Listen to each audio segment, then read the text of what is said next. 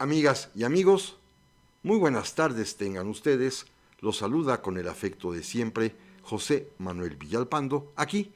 en una emisión más de su programa, La Historia que Quiero Vivir, que, como ustedes bien saben, y mucho lo agradezco, está disponible en el canal de YouTube de José Manuel Villalpando, valga la redundancia, todos los sábados exactamente a las 17 horas, a las 5 de la tarde en punto, este programa está disponible, se sube, aparece en el canal de YouTube que he referido. Les agradezco infinitamente, amigas y amigos, su compañía, su presencia, el estar juntos para platicar de historia y recordándoles que gracias al favor de ustedes, gracias a su benevolencia, a su entusiasmo, este canal de YouTube de José Manuel Villalpando, otra vez mi nombre, ya tiene más de 500 videos. 500 videos disponibles para que ustedes puedan verlos, oírlos, cada vez que lo deseen, cuando quieran, a la hora que gusten. Allí están en el canal de YouTube. Por supuesto, les agradezco infinitamente que estemos juntos para platicar de historia en esta tarde, recordándoles que este canal, que este programa no tiene ningún interés ni fin económico, ni está monetizado, ni nada por el estilo, que es simplemente por ese gusto, por esa pasión compartida entre ustedes y yo de recordar el pasado. Eso sí, les recuerdo que están a su disposición, como siempre, las vías electrónicas que permiten comunicarnos, como lo son mi correo, villalpandohistoriador@gmail.com, mi página de Facebook, Villalpando la Historia, o los comentarios que permite este mismo canal de YouTube, que ya he repetido varias veces la palabra YouTube. Pero bueno, amigas y amigos, si les parece a ustedes bien, vamos a dar inicio al programa de hoy. Y en esta ocasión, como en realidad ya se está haciendo un poco costumbre, y esto lo atribuyó evidentemente a cuestiones de la edad, porque ya a mis 67, casi 68 años, pues están ocurriendo cosas que permiten rememorar el pasado, que permiten hacer síntesis, visiones de vida. Y es que me aconteció algo muy singular que me llenó de alegría, que me llenó de gusto y de orgullo, que no esperaba además, que fue sorpresivo y que me motiva a platicarles una parte pequeña de mi vida en una línea, digámoslo así, de investigación que he seguido a lo largo, pues ya de 40 años más o menos, y que se refiere particularmente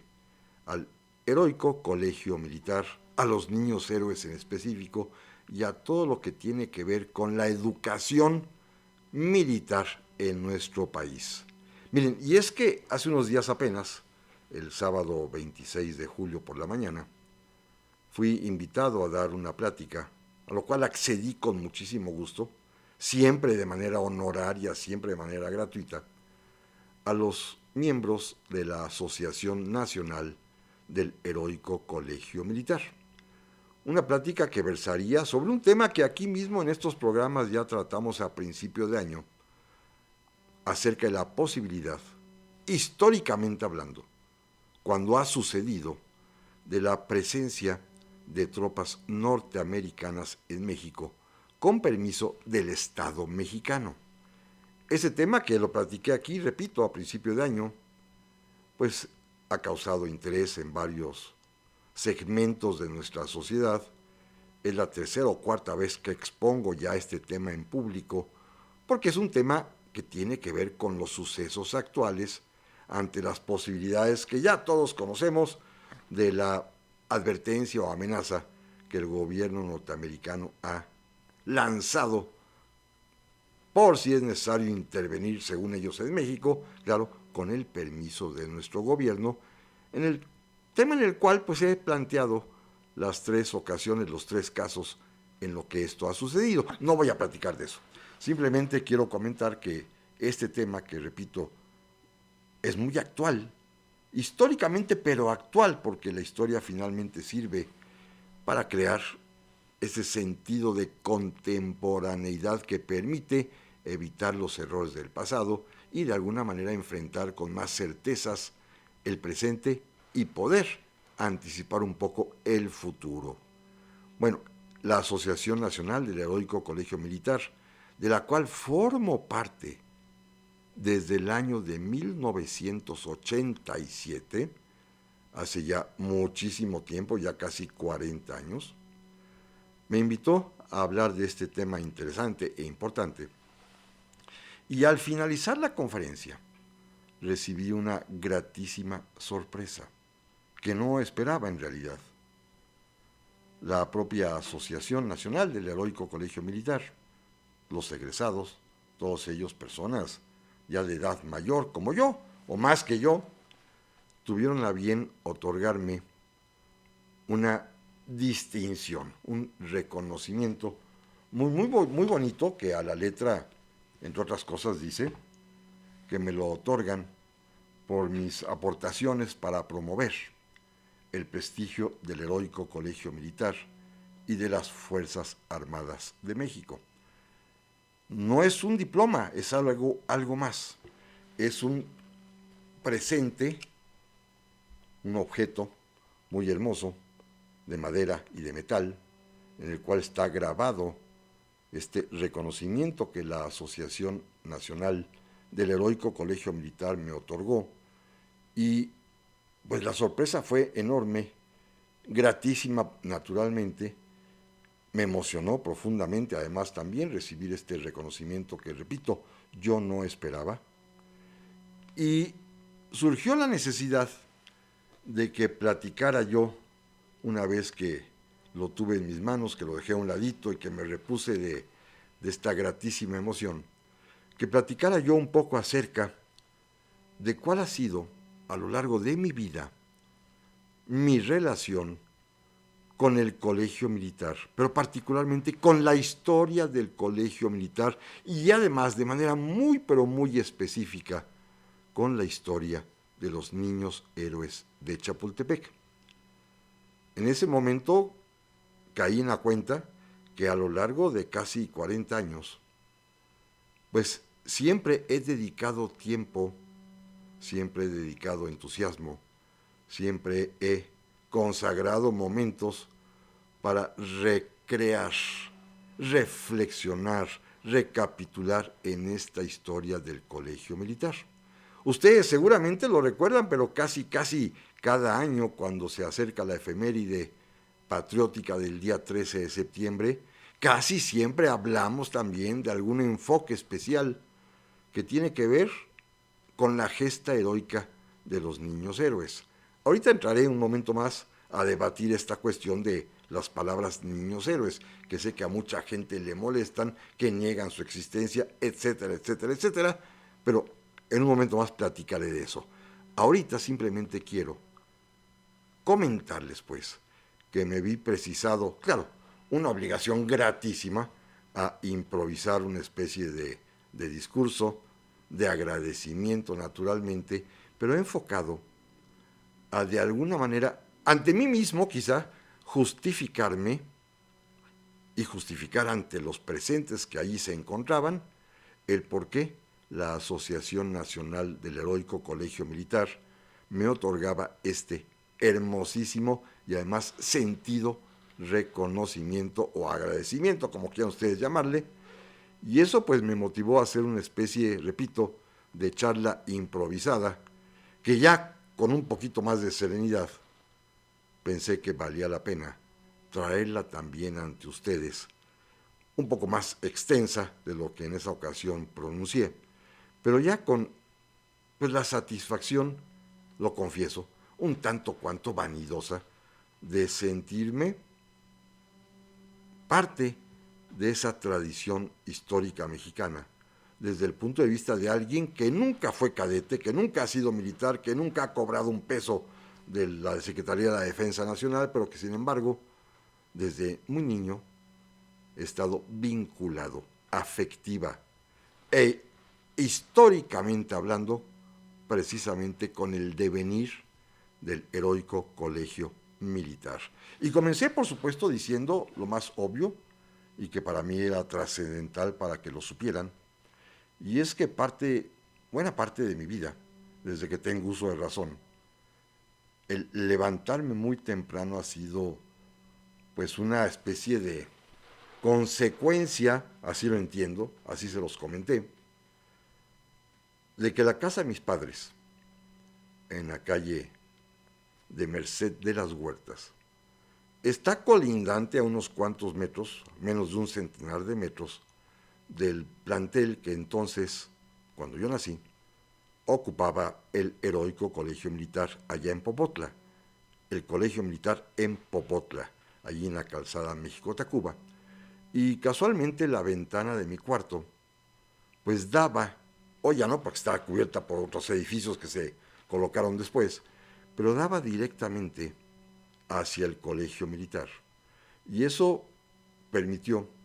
que desde muy niño tuviera yo la oportunidad de escuchar a las 5 de la mañana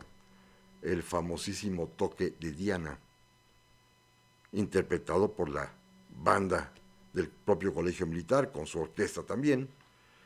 Y a partir de ahí estoy seguro que mi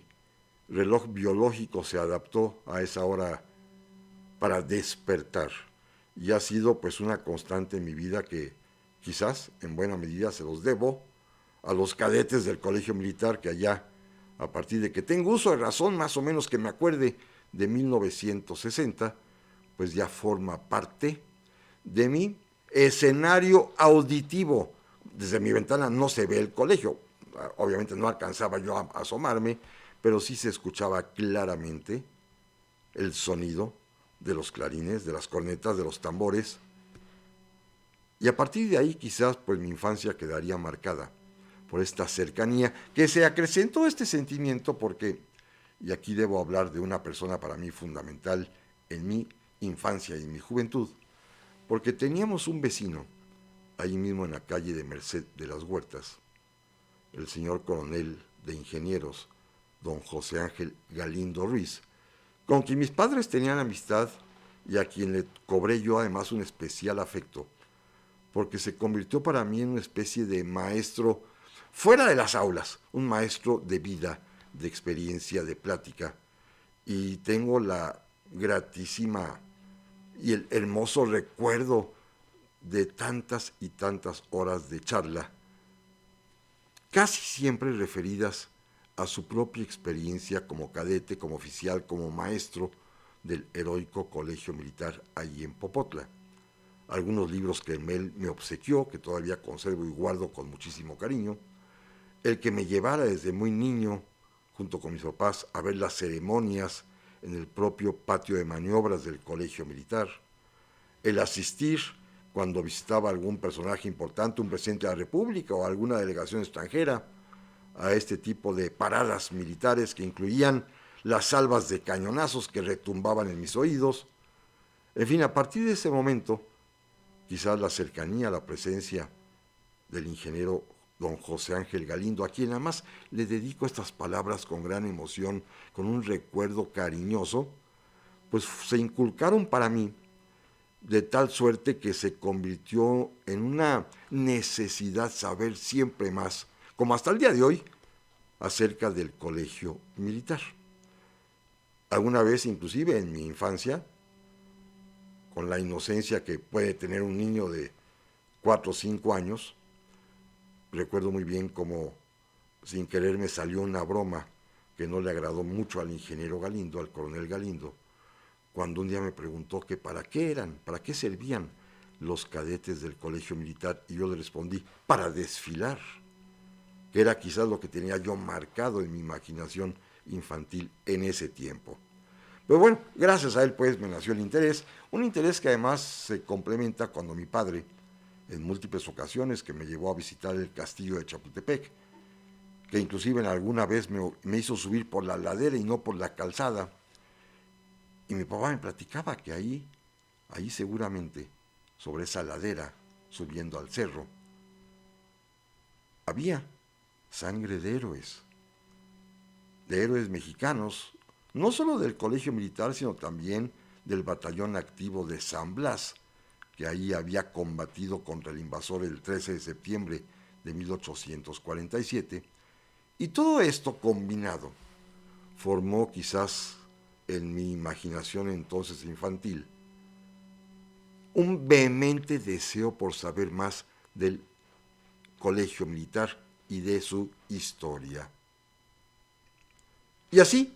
Así ya en mi juventud, por supuesto siempre presente en mis oídos lo que acontecía en el colegio militar, desde el toque de Diana, repito, el toque de comida, el toque de inicio de labores, el toque de retreta, como se llama, o en la noche, en fin, todo este tipo de vivencia, de experiencia que resonaba en mis oídos, pues la fui acompañando también poco a poco de las lecturas, de la investigación, de adquirir libros, de comprarlos o de ver cómo me los regalaba alguien, en fin, de conseguir una muy buena bibliografía. Creo que no es presunción, pero la tengo y bastante abundante y muy completa acerca del propio colegio militar. Y así poco a poco pues va creciendo el interés y que al mismo tiempo vinculado con el despertar de mi vocación como divulgador de la historia, pues se va a convertir en uno de los puntos eje de mi vida, la historia de nuestras Fuerzas Armadas y del heroico colegio militar. Así, ya un poco más andando los años, con la madurez suficiente, cuando comencé a mis experiencias como historiador, y publico mi primer libro,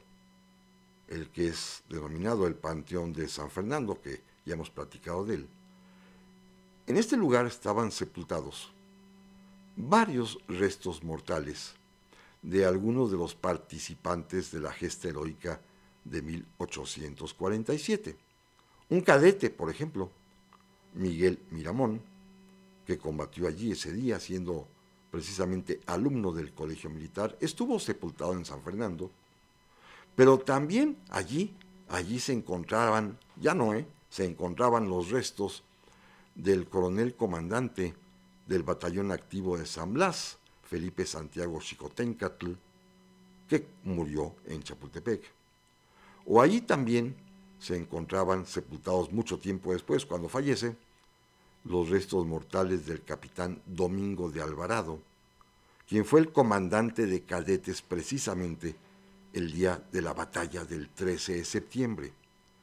Así que me topé de nueva cuenta con el colegio militar cuando hacía las investigaciones y cuando escribía mi primer libro, El Panteón de San Fernando, que se publica en el año 1981. Y poco a poco, con el paso del tiempo y cada vez que había oportunidad, intentaba yo indagar, buscar, escarbar en esta veta histórica de esta institución gloriosa, como dice el título de un libro muy importante que escribieron los generales Tomás Sánchez Hernández y Miguel Sánchez Lamego, una institución gloriosa, el heroico colegio militar. Y así un buen día, ya en el año de 1987, cuando se me invita a formar parte de la Sociedad Mexicana de Geografía y Estadística, y tenía yo que dar un pequeño discurso, conferencia, una plática, pensé que el mejor tema que podría yo haber elegido, lo cual no sabía yo que iba a ser una especie de irreverencia histórica para la historia de bronce, pero se me ocurrió escribir un ensayo bien investigado y bien comprobado, al que titulé Los aguiluchos fuera del nido, destino de los egresados del colegio militar en su primera época, entre 1823 y 1860, que fue clausurado por el presidente Juárez. En estos primeros años de vida del colegio militar egresaron algo más de 700 alumnos convertidos en oficiales del ejército, y me puse a indagar su destino. Primero, por supuesto, entendiendo por qué se funda el colegio militar como una institución necesaria para darle al ejército mexicano oficiales subalternos, pero también para formar jóvenes en los que, dicen las palabras fundacionales, la patria pudiera fincar en ellos sus esperanzas. Jóvenes al servicio de México. Y me puse a escarbar los archivos del colegio militar, a los cuales ya tuve acceso formalmente. Me puse además a buscar en todos los libros que yo ya tenía las listas completas de los egresados entre 1824, que sale el primero, y hasta 1861, principios que termina, o sale el último de esta primera época. Y estos más de 700 muchachos egresados los fui catalogando por sus aficiones políticas o por sus preferencias políticas o partidistas. Y descubrí algo que sí causó conmoción en aquellos años, porque de estos 700, de los cuales hubieran formado parte de los niños héroes, pues más o menos el 70% de ellos fueron conservadores. Y acaso, si acaso, el 30% restante serían liberales. Por lo tanto, me planteé una especie de hipótesis matemática y diciendo que si los niños héroes eran 6, si hubiesen sobrevivido, esos 6, de ellos 4 hubieran formado parte del Partido Conservador y acaso 2 del Partido Liberal. Era una postura un tanto cuanto arriesgada en aquel año de 1987, causó interés, y en ese auditorio donde expuse yo estas ideas había un viejo militar que decidió acercarse a mí e invitarme a presentar esta misma plática, esta misma conferencia, ante la propia Asociación Nacional del Heroico Colegio Militar, con su sede ubicada en Popotla. Ya para ese momento ya no estaba el colegio físicamente allí, ya se había trasladado a Tlalpan, y allí fui, un poquito temeroso de saber cuál sería la reacción de los militares ante estas hipótesis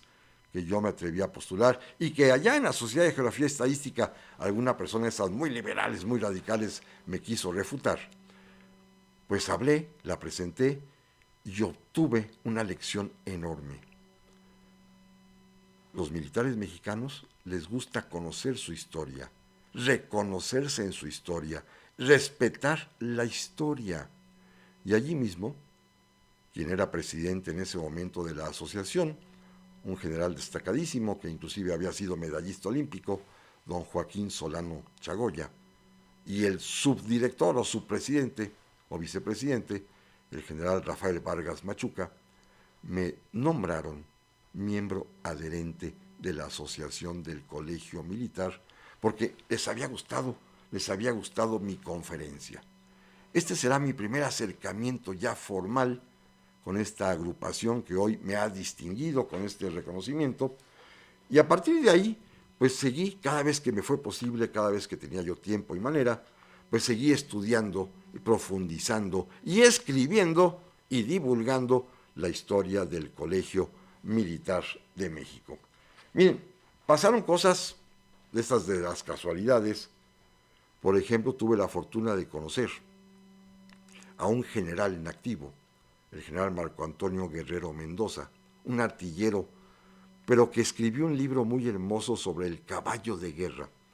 Y de esas circunstancias de la vida, en algún lugar, en la librería, por Rúa seguramente, pues me lo presentaron, lo conocí, le interesó porque sabía de la conferencia que yo había dado, me invitó a visitarlo y tuve el atrevimiento de pedirle que me permitieran visitar y conocer y estudiar los expedientes del heroico Colegio Militar y particularmente los de los niños héroes, y me lo concedieron. Y debo decirles con mucho orgullo y a mucha honra que creo que soy el único historiador civil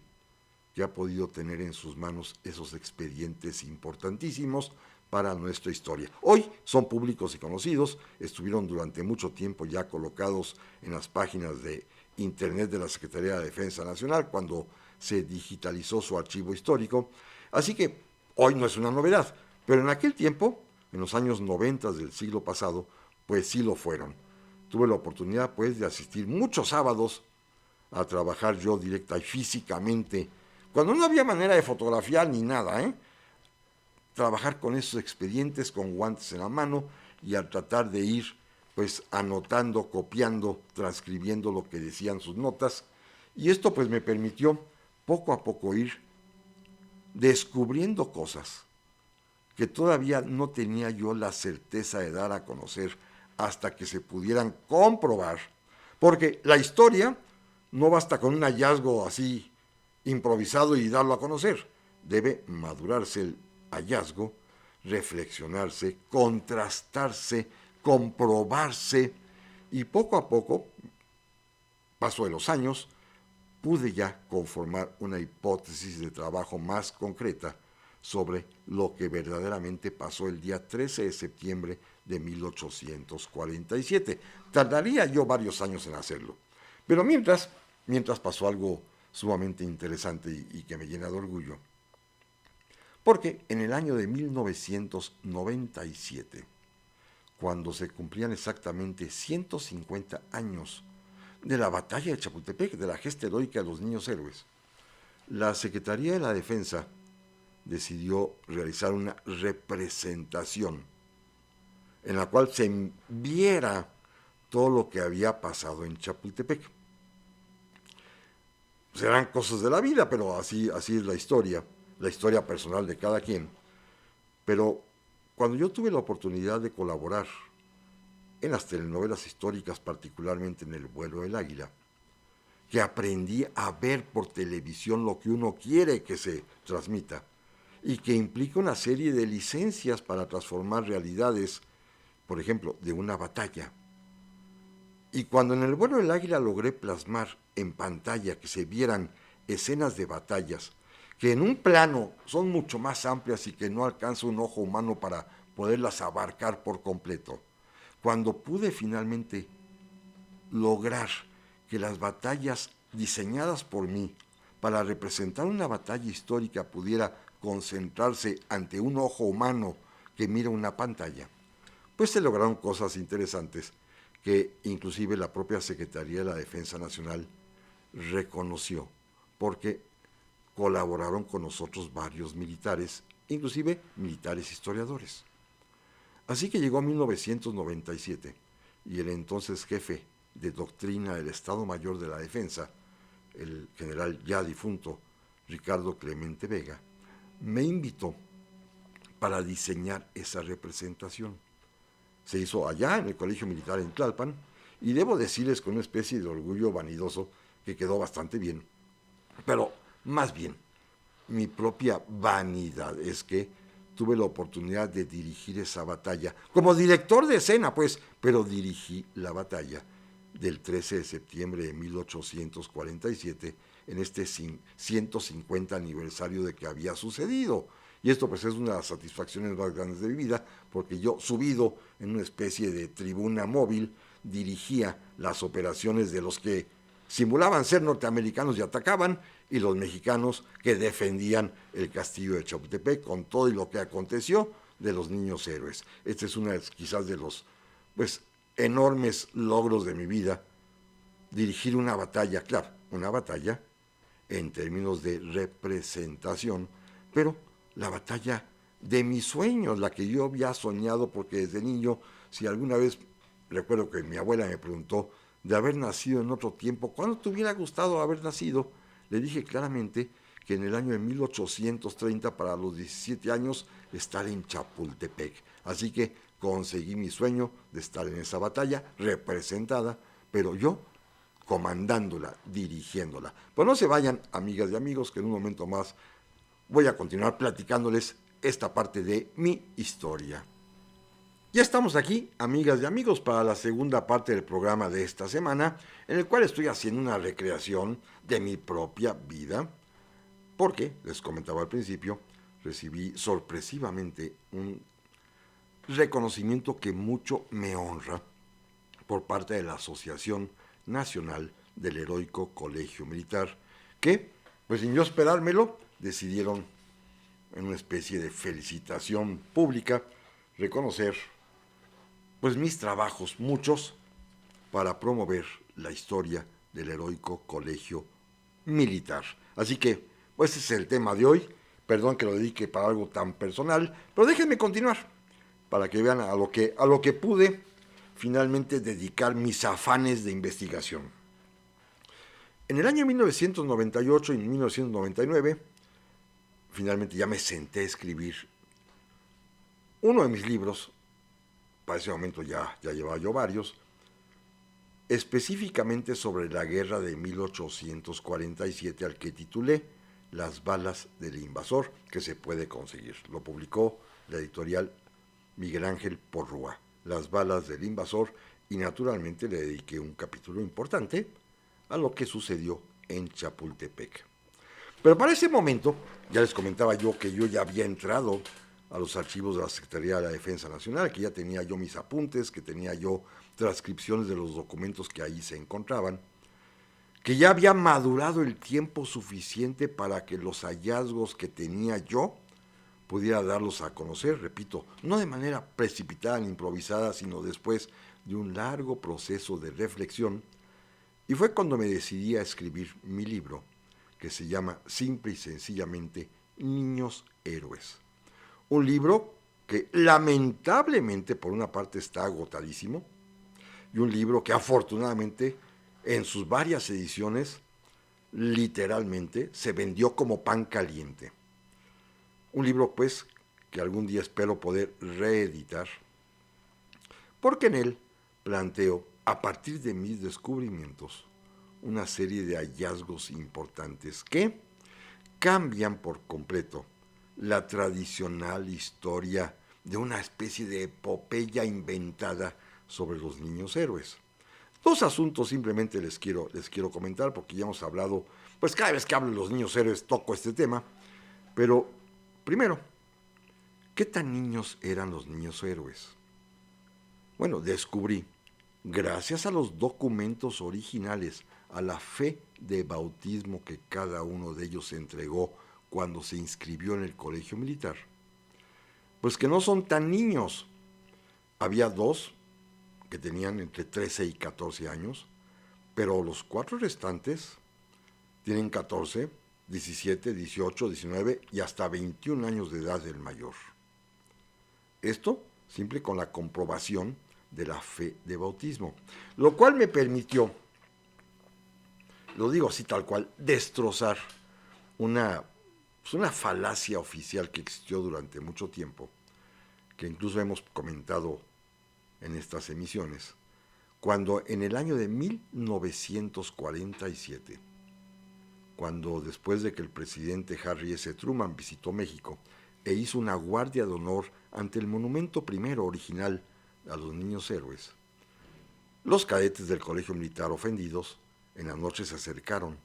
a este monumento, tomaron la ofrenda floral que había depositado el presidente norteamericano y la fueron a arrojar a la embajada de los Estados Unidos a la puerta. Bueno, el gobierno del presidente Miguel Alemán, que además era un gobierno muy singular porque le encantaba redescubrir restos mortales de héroes aunque fueran falsos, pues además de que se encontraron los supuestos restos de Cuauhtémoc, que ya platicamos en este mismo año hace poco tiempo, su falsedad, pues también, fíjense, se encontraron con los restos de los 6 niños héroes, supuestamente sepultados allí en el bosque de Chapultepec al pie de un ahuehuete, y de inmediato, naturalmente, se dijo, ¡oh, los niños héroes, sus restos! Mis estudios me permitieron comprobar, primero, que habían muerto en distintos lugares, segundo, que todos los restos mortales de los combatientes mexicanos fueron incinerados, y tercero, algo fundamental, sabemos quiénes murieron el día 13 de septiembre, pero Agustín Melgar murió 3 días después. Entonces, ese tipo de hallazgos permitieron desestimar la historia oficial, sobre todo cuando, fíjense, el Instituto Nacional de Antropología e Historia se prestó a elaborar un dictamen diciendo que los restos hallados allí en Chapultepec correspondían a 2 mayores de 14 años y a 4 menores de 14 años, cuando la historia documental dice exactamente lo contrario, a la inversa, 2 menores o de 14 años y 4 mayores de 14 años. Esto fue sumamente interesante porque causó cierto revuelo, cierto escandalito, porque no eran los restos mortales de los niños héroes los que están sepultados en el gran monumento que existe allá en Chapultepec. Esto por una parte. Y por otra, quizás el hallazgo más importante, más interesante fue que logré descubrir que Juan Escutia, primero, no era cadete del colegio militar, sino que él, a sus casi 21 años de edad, era un soldado del batallón activo de San Blas, es decir, era un nayarita, que combatió allí en Chapultepec efectivamente, que logró subir a la cúspide del cerro, que sus compañeros dan testimonio de que allí lo conocieron y pues participaron con él en la defensa del castillo, pero que no se arrojó con ninguna bandera porque la única bandera que había estaba en el centro del edificio y por más que se aventara caería en el propio patio, en el patio del castillo de Chapultepec. Era imposible que volara por las laderas del cerro y cayera hasta el suelo. Esa es la historia oficial que todos conocemos del niño que se arroja con la bandera. Y también comprobé pues que la bandera la retiraron los norteamericanos, la arriaron, se la llevaron a West Point y nos las devolvieron allá por 1990 y tantos. Ahí nos las devolvieron la bandera. Así que nadie se había arrojado con la bandera, sino que era una especie de narración inventada que tomaba como partida de origen un hecho real, que en la batalla de Molino del Rey días anteriores, efectivamente un oficial, el capitán Margarito Suazo, había tomado una bandera de su batallón, el batallón activo Mina de Artillería, y se había envuelto con ella, pero en el suelo, para abrazarla y morir con ella abrazado. En fin, todas estas cosas las publiqué allá en 2013 en mi libro Niños Héroes, que repito, tuvo una muy buena acogida y que contribuyó a pues desestimar esta historia falsa, porque parto del principio, y en este libro lo expuse, que en realidad la heroicidad que sí se dio, porque sí fueron héroes, es debida a que ellos tomaron la decisión juvenil cuando no estaban obligados a hacerlo porque eran menores de edad según las leyes de aquel tiempo que la otorgaban hasta los 21 años. Todos eran menores de edad y tomaron la decisión juvenil y varonil y patriótica de quedarse a defender su colegio. Y de la cincuentena de muchachos, 5 o 6 murieron. 6 si consideramos a Juan Escutia como un agregado. Los demás sobrevivieron, pero no dejan de ser menos héroes que los que fallecieron en combate. Todos fueron héroes, porque todos estuvieron allí y todos tomaron la decisión. Cuando se los ordenó su director, el general Monterde, de que los alumnos bajaran del castillo y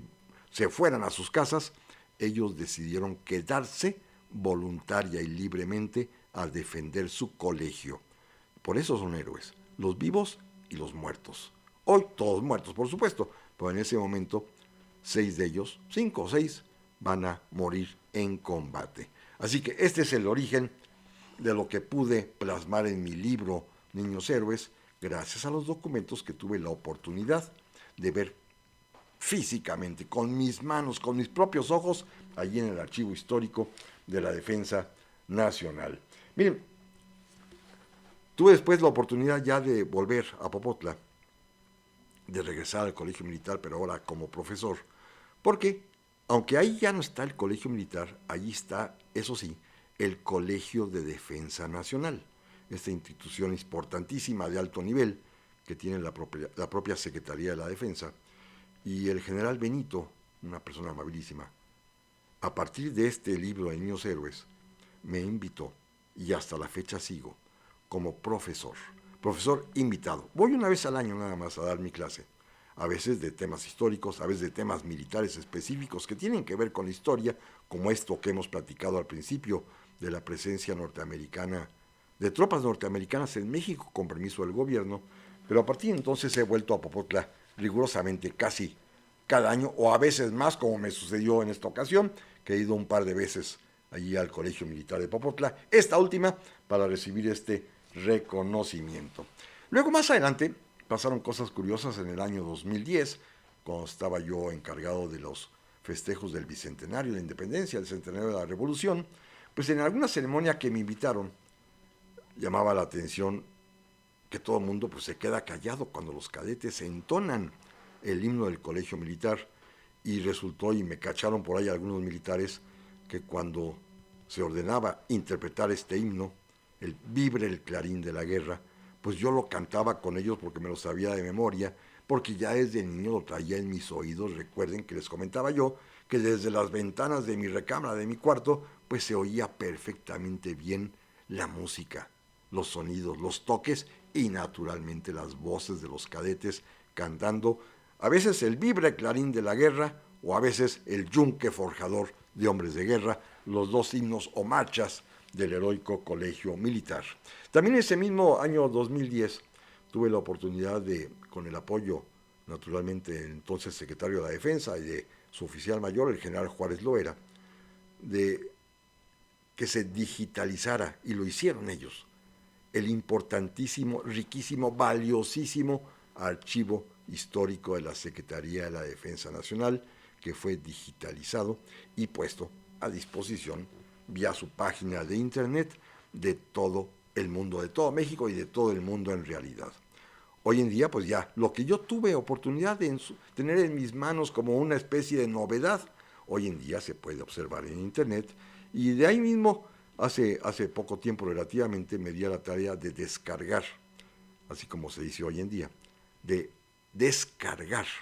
de estas páginas de internet públicas, pues todos los documentos relativos a Chapultepec, de los expedientes completos de los niños héroes, de las defensas de Chapultepec, de los partes de batalla del general Monter, del general Bravo, inclusive de los informes norteamericanos, lo cual pues ha nutrido por completo pues todo lo que sé acerca de el colegio militar. Esto ha sido pues parte de la experiencia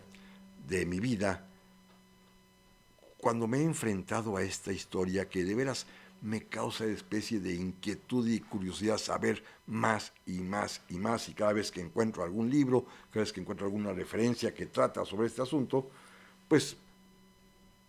lo compro, lo consigo, lo pido prestado, lo fotocopio, o a veces hasta por ahí me he volado alguno, lo confieso, porque quiero saber más del colegio militar. Esta pasión que desde mucho tiempo pues tengo por el colegio militar, me llevó a que en mis propias conferencias, en mis programas de radio antaño y hoy aquí en el canal de YouTube también, o en mis programas en Cabo Mil, en muchas ocasiones he platicado acerca de los niños héroes, utilizando mis propios hallazgos, enfocándolos de distinta manera, pero para dar a conocer esta historia prodigiosa. Es una historia pues que me ha acompañado toda mi vida. Y lo más interesante es que siempre he tenido una especie de predilección por explicar estos mismos temas ante audiencias militares. Pero lo mejor, lo más importante de todo, es que los militares mexicanos, durante estos casi 40 años de indagar su historia, de que yo escarbo su historia, siempre me han manifestado, y debo decirlo con toda claridad y agradecimiento, un respeto absoluto y una libertad absoluta de investigar, de escribir y de decir. Esto ha sido quizás lo más importante. He encontrado una respuesta favorecedora, una respuesta estimulante, porque ellos han sido, repito, absolutamente respetuosos y me han concedido la más plena libertad de investigar, de escribir y de decir. Lo quiero recalcar. Esto ha sido quizás lo mejor de todo. Tanto que en el año 2017, cuando se conmemoraban los 150 años de lo que se llama la victoria de la República, la derrota de la intervención francesa y del imperio por las fuerzas republicanas mexicanas, que encabezaba como presidente Benito Juárez, pero como comandantes militares fundamentalmente Mariano Escobedo y Porfirio Díaz. En ese año, en 2017, la Secretaría de la Defensa Nacional decidió otorgar un par de medallas, un par de condecoraciones especiales que precisamente denominó Victoria de la República, siguiendo como modelo la medalla que el propio presidente Juárez en 1867 entregó a los vencedores de Querétaro y a los vencedores de México, de la Ciudad de México, las tropas pues del Ejército del Norte de Escobedo y del Ejército Oriente de Porfirio Díaz. La Secretaría de Defensa hizo un par de réplicas y las otorgó a 2 historiadores. Uno de ellos militar, el general Garfias Magaña,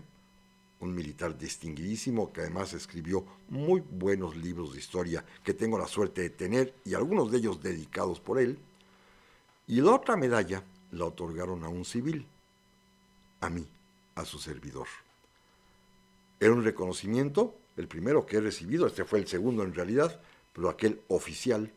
por parte de la propia Secretaría de la Defensa Nacional, la medalla o condecoración Victoria de la República, y como dice el diploma que me otorgaron, por mi trayectoria en ese momento de más de 30 años como historiador de las Fuerzas Armadas de México. Y esto pues ha sido un galardón que recibí con muchísimo gusto, con mucho orgullo, porque finalmente el haber dedicado los tramos de mi vida necesarios, el tiempo necesario de mi vida, ahora ya después de mucho tiempo, de muchos años, a estudiar a nuestro ejército, a nuestra armada, a nuestro colegio militar, a nuestra escuela naval, pues es reconocido por la propia institución castrense mexicana. Esto ocurrió en 2017, esta medalla Victoria de la República. Pero bueno, para no hacer el cuento muy largo, andando los años, y creo que lo comenté aquí en su ocasión, en el año 2023, el Colegio Militar conmemoró los 200 años de su creación, el bicentenario de su existencia. Organizaron una serie de eventos, algunos de ellos, por ejemplo, en el lugar fundacional en el Castillo de Perote, y otros más de índole académico, de índole de difusión, aquí en la propia Ciudad de México, en su plantel en Tlalpan, y tuve la enorme satisfacción, gratísima satisfacción, de que la propia Secretaría de la Defensa Nacional y la dirección del Colegio Militar me invitara para que fuera yo quien diera la conferencia magistral de la fundación del Colegio Militar y de la historia de este colegio a los cadetes en ese momento actuales. Casi poco más de 1000 cadetes reunidos en el enorme y bellísimo auditorio que tienen allá en Tlalpan, en el Colegio Militar. Y tuve, repito, el alto honor de ser yo quienes diera a ellos la explicación, la conferencia que ellos llamaron magistral, pero para mí fue una charla emotiva, de la historia del Colegio Militar en sus primeros 200 años. Fue interesante porque eso me permitió además, para hacerla amena y agradable, platicarles a los cadetes no solamente la historia así muy ritual y muy seria, sino más bien salpicarla de hechos y anécdotas reales de cadetes de cada tiempo. Y simplemente quiero traer a colación un par de anécdotas que ya las he comentado en alguna ocasión. Primero, la amistad fraterna que en las aulas del Colegio Militar surge entre los compañeros de antigüedad de clase, y el ejemplo más nítido era precisamente la amistad surgida fraterna e intensa entre el joven cadete Miguel Miramón y el joven cadete Leandro Valle, ambos después enemigos, políticamente hablando. Formaba parte Miramón del Partido Conservador, Leandro Valle del Partido Liberal, y ambos dos, cada vez que se encontraban y tenían que combatir, primero se saludaban y escuchen lo más maravilloso, se encargaban mutuamente a sus familias. Cuando Miramón pierde la guerra de Reforma y tiene que salir huyendo de México, la familia de Miramón fue protegida por Leandro Valle. Cuando Leandro Valle fue ejecutado, la familia de Valle fue después protegida también por la familia Miramón. O bien, del propio Miguel Miramón, una anécdota muy bonita de que ya desde aquel tiempo, en 1847-48, se utilizaba los jueves como día de visita y los cadetes hacían demostraciones e iban las familias, pero iban también las chicas mexicanas a admirarlos, a verlos. Pues ahí Miguel Miramón se encontró con una muchacha que le pareció bellísima, Concha Lombardo, y finalmente logró acercársele a ella. Y después de varias peripecias le propuso matrimonio y ella le dijo, ¿qué? ¿Cómo cree usted que me voy a casar con alguien? Pues con un cadete. Cuando sea usted general me visita y me avisa. Bueno, afortunadamente a los 7 años ya Miguel Miramón era general con su carrera meteórica y le fue a pedir matrimonio formalmente para decirle que ella le había dicho y le había prometido que cuando fuera general se casara. Así que no le quedó otra más que a Concha Lombardo más que cumplir con aquella palabra dicha para salir del paso, pero que se convirtió finalmente Miramón en el hombre de su vida. Más adelante, en 2024, apenas hace pues poco menos de un año, el día 13 de septiembre, tuve también la oportunidad enorme de allá en Tlalpan de presentar, me pidieron que yo lo presentara, el libro de 3 tomos, enorme, gigantesco, que la propia Secretaría de la Defensa Nacional y el Colegio Militar realizaron acerca precisamente del bicentenario de esta institución gloriosa. Y tuve, repito, la enorme fortuna de ser yo quien lo presentara, quien hablara, quien recordara la historia del Colegio Militar. Así como ven, pues es una historia que me vincula por mucho tiempo. Y lo más reciente que me ha pasado, y que ustedes también lo han escuchado aquí, porque lo platiqué el año pasado precisamente, y además lo publiqué hace poquito en mi Facebook, tuve de estas cosas que le pasan a los historiadores como yo, que somos afortunados. Me encontré hace relativamente poco tiempo, paseando por la Ciudad de México en las calles de Donceles, en las librerías de viejo, como se les conoce, un librito allá arrumbado, lleno de moho, de hongos,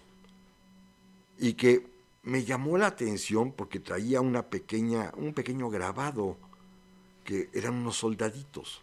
Lo tomé con mucho cuidado porque lo vi claramente contaminado. Lo fui abriendo, las hojas venían pegadas, y me di cuenta que era algo importantísimo. No podía yo detenerme mucho tiempo porque al abrir ese libro emanan los hongos. Entonces nada más lo vi que estaba impreso en 1825. Me costó una bicoca, 40 pesos, una cosa así, porque ni los mismos dueños de la librería sabían qué era eso y además estaba en ese estado un tanto cuanto lamentable. Y de inmediato, aquí en donde yo presto mis servicios, en la Escuela Libre de Derecho, en la biblioteca, donde tenemos además una unidad de fondo reservado con refrigeración necesaria para la conservación de los libros y una parte especial para poder matar este tipo de bacterias que se le pegan a los libros. Hay que dejarlo mucho tiempo. Lo dejé un año en los refrigeradores hasta que pudieron finalmente desaparecer todo rastro de moho y después someterle a un proceso de limpieza cuidadoso que se hace por técnicos especializados. Logré finalmente rescatar ese libro y ahora sí abrirlo y disfrutarlo. Y es una noticia maravillosa. Es el libro del Tratado de Fortificación que escribió el mariscal Soult, el que fuera jefe de Estado Mayor de Napoleón Bonaparte en la famosa batalla de Austerlitz,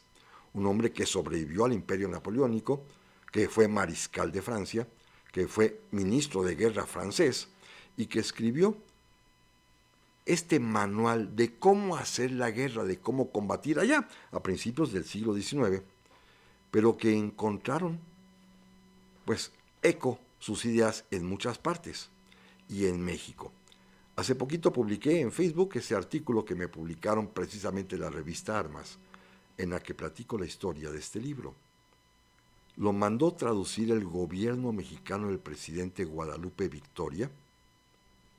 por encargo especial del general José Morán, el primer jefe de Estado Mayor del Ejército Mexicano, para darlo de libro de texto hace 200 años exactamente, en 1825, darlo como libro de texto a los cadetes del recién fundado Colegio Militar, que en ese momento se encontraba en Perote. Se mandó a imprimir aquí en México, dice claramente en la imprenta de Palacio Nacional, por órdenes del presidente Guadalupe Victoria y encargo del general José Morán, que quería que con este libro aprendieran los alumnos del Colegio Militar. Los periodistas de aquel tiempo, como Carlos María de Bustamante, estaban emocionadísimos porque nuestros jóvenes alumnos, los cadetes del Colegio Militar, aquellos que decía su fundación, la patria funda en ellos, finca en ellos sus esperanzas, se formarían con los conocimientos de los oficiales napoleónicos. Y decían que así como joven Napoleón, en el Colegio Militar de Brienne, cuando era un muchachito apenas, ahí se educó por primera vez y fue un genio, seguramente en el Colegio Militar de México, los muchachos mexicanos educados con estos libros de oficiales napoleónicos como el del Mariscal Soult, su tratado de fortificación, serían seguramente el honor de la patria. Y no se equivocaban. Esto fue mi hallazgo más reciente, que además tuve oportunidad de presentarlo precisamente hace algunos meses, allí mismo en el Colegio Militar, en la asociación en ese momento de Colegio de Graduados de Defensa Nacional. Todos los que se habían graduado, también hombres mayores como yo y más que yo. Ahí les mostré este libro la primera vez que lo sacaba yo a la calle para que lo vieran, el libro que pude encontrar y que se rescató, repito, después de un año de congelamiento para poderle quitar todos los hongos, todas las bacterias. Ahí lo mostré. Por eso, ahora que regreso al Colegio Militar en Popotla, a dar una conferencia de otro tema, como decía yo al principio, la gratísima sorpresa que mucho me honra y que mucho agradezco fue que esta Asociación Nacional del Heroico Colegio Militar me diera un reconocimiento. Lo agradezco profundamente y quería yo compartir a ustedes esta parte de mi historia. Primero Dios, aquí nos vemos la próxima semana.